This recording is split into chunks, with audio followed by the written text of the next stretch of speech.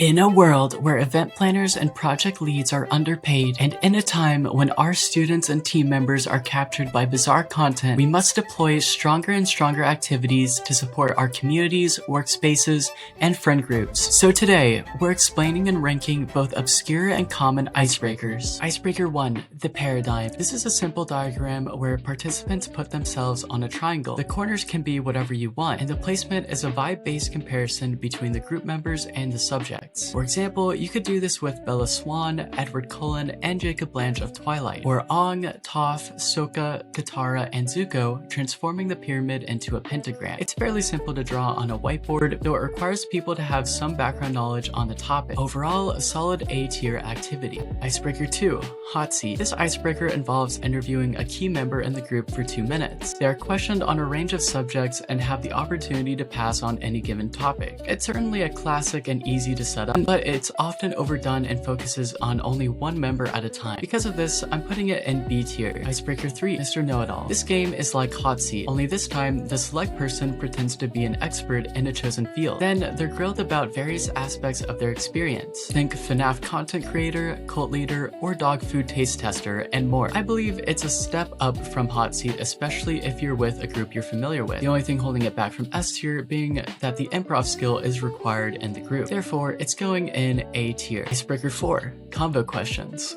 Combo questions are a simple icebreaker where the host simply asks various selected questions to the group. Some common ones are, what's a great book you're reading lately, or do you have any pets? It's a fairly unengaging icebreaker compared to the other activities, so it's going in C tier. Icebreaker 5, tier lists. Would you look at that? Tier lists are ideas ranked in order from S to F. You can do this simply on the tier list, make your website. You can also make a physical board with Velcro too. As you can imagine, it's an engaging activity, though it does take quite some time depending on the topic. Overall, I'm going to place it in S tier. Icebreaker 6, take what you need. This icebreaker is a suspect concept, in which you present a loo roll and ask participants to take however much they need. Trick being that however much they rip off is a fact that they have to say about themselves. I saw this done once during the first week of college, and a guy mummy wrapped half the roll around his hand, and the host told him he had to say each one, which made him very sad and uncomfortable. Though conceptually it's a fun idea to modify, because it's kind of a trap, I'm putting it in F tier. Icebreaker 7, human knot. This is a long icebreaker where everyone knots their arms and legs together and must untie themselves without breaking. I've only seen it performed as an icebreaker once and would not recommend it. It was especially weird with our co-working group as we were unfamiliar with each other and it was way too engaged with touching each other awkwardly. Overall, I rank it as an F tier for an icebreaker purpose, but it could be a fun social game in other settings. Number 8, rock paper scissors tournament. This icebreaker of course involves the classic scissor rock paper game, and a simple 2/3 win advances you to meeting another person to compete with. I personally am not big into this situation as it doesn't really allow you to get to know people, and it's kind of just a quick setup game if you have large groups. Overall, I'm putting it in C tier. Number 9, 1 through 9 emotional scale. The emotional scale is a still frame of 9 different emotions, and you ask participants to put a hand up for which one they're feeling. And people often have a habit of just repeating the same image. Icebreaker for sure has potential if you're using Canva to modify the 1 through 9 and make up your own group specific emotion meter, but overall the way it usually plays out is a C tier operation.